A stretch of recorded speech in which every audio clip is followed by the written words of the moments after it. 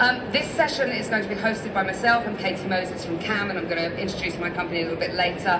What I'm going to do is I'm going to give you some highlights from some KAM research looking into the future of socialising differently, and what the UK consumer is thinking they're going to do with their leisure pound.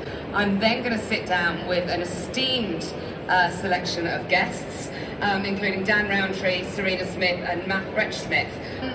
So, what I'm going to be focusing on is how we are socialising as people is evolving. How are we changing how we socialise? Why are we changing how we socialise? And what can we as an industry be doing because of it? What should we be looking out for? What possible changes can we make? For those of you who don't know KAM are a boutique research and insights consultancy.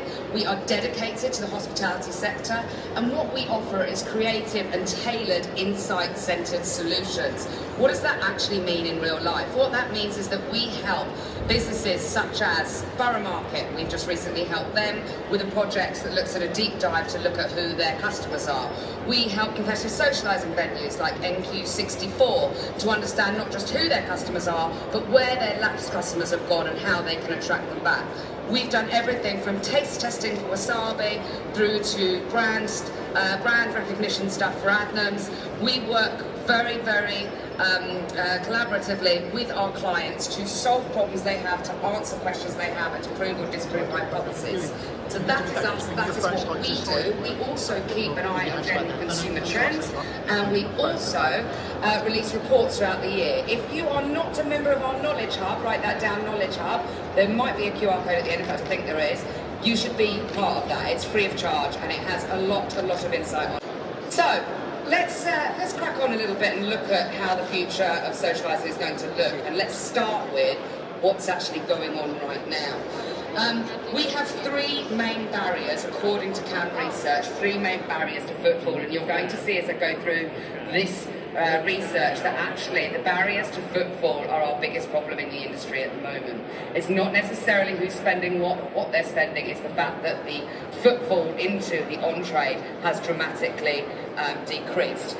The reasons for that are, these are the three main ones that we've identified.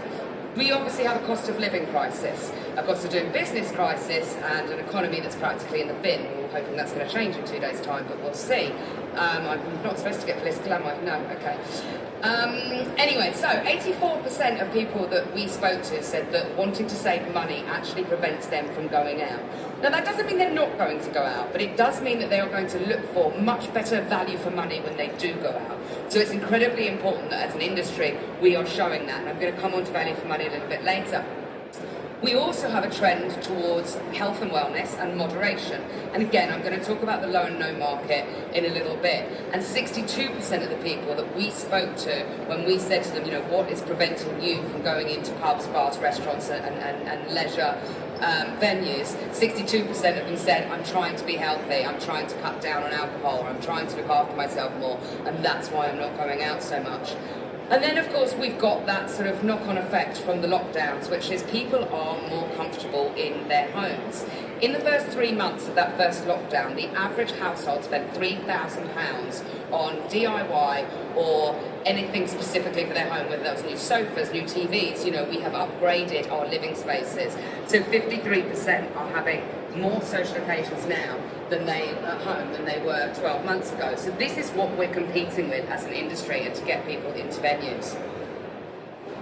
We have been very lucky to have some insight from CGA. I don't know, Carl, if you are here right now, but thank you very much for that. We wanted to put some figures behind the attitudinal and behavioural stuff that KAM does.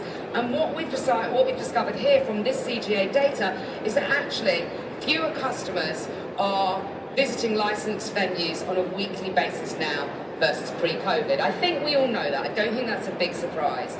It is a small difference. If you look at some of those percentage changes, you're going from, I can't even read, that's too small for me, 37 to 35, 28 to 24, you know, these are not huge changes, but they are statistically significant, especially when you think about how low the margins are in the hospitality industry.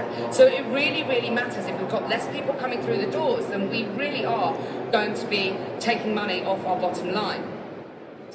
Some sectors have been hit harder than others. I think we all know that late night is suffering, but actually what this CGA data shows us is that all areas are down. So absolutely every area of the industry is suffering from lower footfall than it was prior to the pandemic. This is some insight, again from CGA, and it's from their business leaders survey, where business leaders were asked, which of the following consumer behaviours have you seen increase or decrease over the last 6 months? You'll see that in green there, that's an increase. In yellow or orange, depending on how you see that, that is no change. And then you've got decreased significantly, it's decreased slightly, decreased significantly. What's interesting here is you've got 3 different areas, and when you look at quality, the amount of people that business leaders believe are leaning more into quality is up. So when consumers are going out, they want that quality of experience. And a quality of experience doesn't necessarily mean that they need to be drinking Verve. What it does mean is that we need to be giving them the best experience that they can afford, so that when they walk out the door, they feel like they've spent their money wisely. They feel like they've had what they've paid for. They've got that value for money. What's also interesting is that we see that average spend is up. So once we get people through the door, they're actually spending more than us, more than they would have been, but they're not coming as often as they would have been. And that is in some ways a knock-on from the pandemic, and in some ways all those other changes that we were talking about, like the cost of living crisis, like that idea of wanting to live a healthy lifestyle. We know that drinking habits are changing, and if you do use the QR code at the end of this presentation, we have a report that we released recently in conjunction with Lucky Saint called Low and No, Drinking Differently. This is our 4th year of that particular programme, and I would really urge you to go and download that. It's incredibly interesting, but it's actually also got some really actionable insights in it for everyone. Socialising, we're finding now, and certainly consumers are telling us, it's just not as booze-centred as it was. You've got 74% of people, according to this report, who are actively moderating their alcohol intake in some way. And that's moderating, that's not stopping. When you look at the figures for Low and No, it's not the teetotalers that are pushing that trend, pushing that category. It's actually the people that are drinking in moderation. And there's 2 particular areas that we've coined phrases for that I've seen have now become quite mainstream themselves. One is called zebra striping. So the idea that I'll have an alcoholic drink and then a non-alcoholic drink, an alcoholic drink and non-alcoholic drink. Now, when I was younger, I didn't drink like that. When I was younger, there wasn't Instagram and Facebook, and if I fell over in a gutter outside Mr. Cod in Reading, it was fine. But the younger generation these days probably don't want those pictures going up on social media, and therefore they are doing that moderation. The other area of moderation we're seeing is bookending. So the idea of having a soft drink, having a few drinks, and then having a soft drink at the end. So we've got all these different ways in which people are moderating, but it is absolutely happening. We also need to realise why those people are moderating, and as you can see here, we've got 81% said that physical wellness was the reason that they were moderating. 47% said mental wellness, they don't want to wake up with the beer fears, and then financial wellness at 49%. So let's focus a little bit on that mental and physical wellness. It really is affecting how we spend our time and money. We're going to be speaking later, I'm going to be speaking later to Dan Roundtree, who's the founder of High and Dry. High and Dry we are working with them on a project called The Future of Socialising, that will be available very, very soon. I think if you download our QR code or scan our QR code, whatever you do, we'll get your details and we'll be able to tell you a bit more about that. But the whole point of that report is that we need to understand the impact of the growing use of do you see what I did there? That was good. The growing use of cannabis and CBDs and psychedelics in the UK. So that report will be coming out very soon, and I'm incredibly excited to look at the results of that. One thing that I do know is that we are seeing that the reasons that people use psychedelics, the reason that people use CBD, actually tends to be very much the same reasons as we use alcohol. So it's to relax, it's to chill out with my friends, it's to mark the end of the day. So we know that the occasions are very similar, so what's the behaviour going to be like? We very much can't use the clicker. We are finding very much that socialising is moving from booze-led to activity experiential-led. Now that doesn't mean that people aren't drinking. What it means is that the alcohol is not the primary reason for going out. It's not the central point of the people who are going out and socialising. The actual trend is very much more towards activity-led socialising, or giving me something that I can't do at home. You can see there 82% of people said they're looking for an experience that they can't easily replicate at home, and that's up from 78% in 2022. So we can see that that is increasing, that idea of giving me something I can't provide for myself in my living room, in my kitchen, at my friend's house. 30% of adults have participated in activity-led occasion in a pub or bar, so a quiz, a live music, darts, whatever that might be. And 30% of adults have visited a dedicated competitive socialising venue like swingers or flight club, etc.